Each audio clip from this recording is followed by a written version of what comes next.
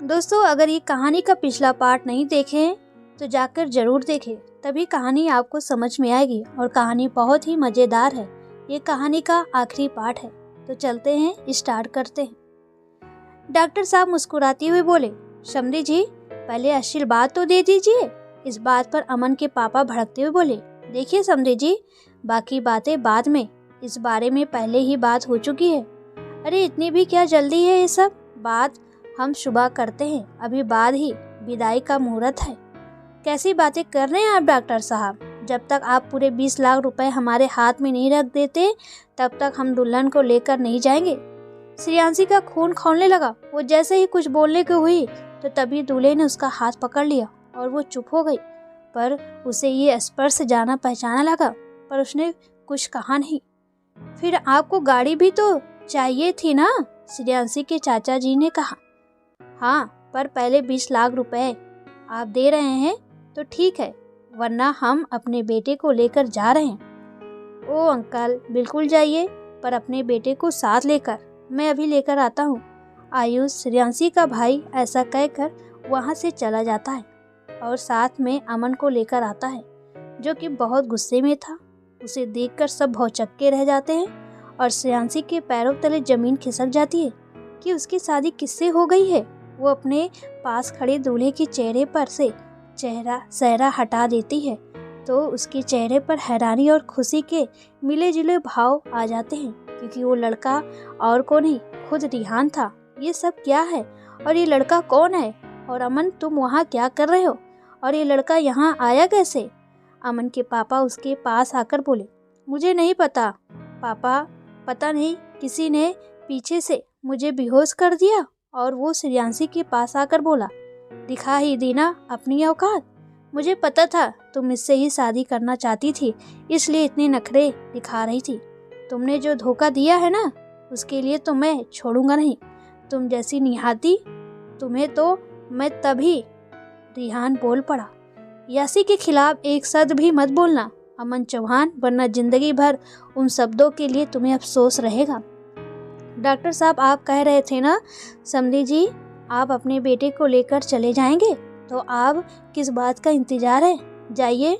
अमन और उसके साथ के वहाँ कुछ बखेड़ा खड़ा करने की कोशिश की तो आयुष ने कहा, ओ हेलो, ना हो सके जीजा जी, आपको ये वीडियो देखिए और आपके पूजनीय पिताजी ने जो वचन कुछ समय पहले बोले हैं ना, उसका वीडियो अगर पुलिस के पास और मीडिया के पास भेज दिया ना, तो जो बची खुची इज्जत है वो भी चली जाएगी और आपकी सरकारी नौकरी भी। तो अपना बोरिया बिस्तर लेकर निकलिए। अमन को उसकी बात सही लगी। थोड़ी ही देर में अमन और बाकी लोग चले जाते हैं। अब तो खुश है ना बेटा आप, क्योंकि आपका दूल्हा खरीदा हुआ नहीं है। पर पापा, ये सब कैसे हुआ? और रिहान, आप यहाँ कैसे? हमें तो कुछ समझ नहीं आ रहा है। रिहान, ये तो तुम्हें अंकल ही बताएंगे। डॉक्टर साहब बोले, जब श्रेयांशी रूम से चली गई तब शिव्या ने वो वीडियो सबको दिखाया, जिससे हमारा दिमाग ठनका। बात दहेज तक तो ठीक थी, पर हमने उनसे पहले ही बात कर ली थी कि श्रेयांशी शादी के बाद भी वकालत नहीं छोड़ेगी, लेकिन वो तो अभी ही अपनी बात से मुकर गया। हम सोचते थे कि उसके घर वाले की सोच चाहे जैसी भी हो, पर कम से कम उसकी सोच तो अच्छी होगी। पर हम गलत थे, बहुत गलत।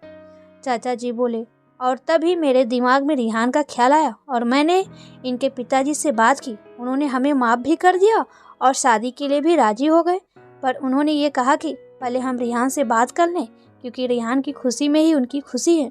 फिर मैंने भाई साहब को समझाया और ये समझ भी गए कि श्रेयांशी की असली खुशी रिहान के साथ है। रुचिका बोली, और फिर मैंने शिव्या के पति, जो कि रिहान जी के दोस्त हैं, उनसे इनके बारे में पता करने को कहा। और सबसे अच्छी बात ये भी कि यहाँ के पास में ही रिहान जी की बहन का ससुराल है। यही कुछ काम से आज ही आए थे, तब हमने इनके पास जाने का फैसला किया। तेरे पापा में इतनी हिम्मत नहीं थी कि इनसे जाकर बात करें, इसलिए इन्होंने हमें और तेरे चाचा जी को इनसे बात करने के लिए भेजा। रिहान बोला, और जब इन्होंने हमें सारी बात बताई तब मुझे कुछ समझ नहीं आ रहा था कि मुझे क्या करना चाहिए, लेकिन तभी आपका कॉल आया और आप कुछ बोली भी नहीं, पर मैं आपकी आवाज़ सुनकर समझ गया था कि आप इस शादी से खुश नहीं हैं, और तब मैंने तुरंत शादी के लिए हाँ कह दी। आयुष बोला, और बाकी दूल्हा बदलने का काम मैंने कर दिया। श्रेयांशी की आंखें भर आई। आप सभी ने हमारे लिए ये सब किया और हमें पता नहीं क्या सोचे जा रहे थे।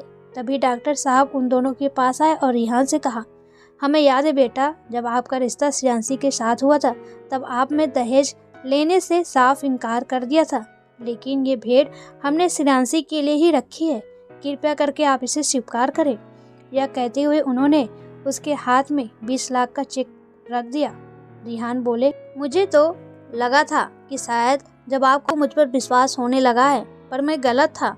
आपको तब भी मुझ पर विश्वास नहीं था और आज भी नहीं है, इसलिए तो आप मुझे 20 लाख रुपए दे रहे हैं। डॉक्टर साहब बोले, अरे नहीं बेटा, ये तो बस उपहार है, आप इसे अन्यथा न ले, हमारा ऐसा कोई मतलब नहीं था। रिहान बोला, हमें बस आपका आशीर्वाद चाहिए और कुछ नहीं। मेरे पिताजी की संपत्ति गई है, पर मेरा हौसला, मेरी लगन और मेरी मेहनत नहीं। आप चिंता ना करें, आपकी बेटी को कभी भी कोई परेशानी नहीं हुई, यह मेरा आपसे वादा है। श्रेयांशी के माँ पापा की आंखों में खुशी के आंसू आ जाते हैं। रुचिका बोली, आप दोनों हमेशा ऐसे ही साथ रहिए, आप पुरानी बातों को ध्यान में ना रखें। जो भी हुआ उसमें श्रेयांशी की कोई गलती नहीं थी। उन सब के लिए हो सके तो हमें माफ़ कर दीजिएगा, पर हमारी बेटी का ध्यान रखिएगा।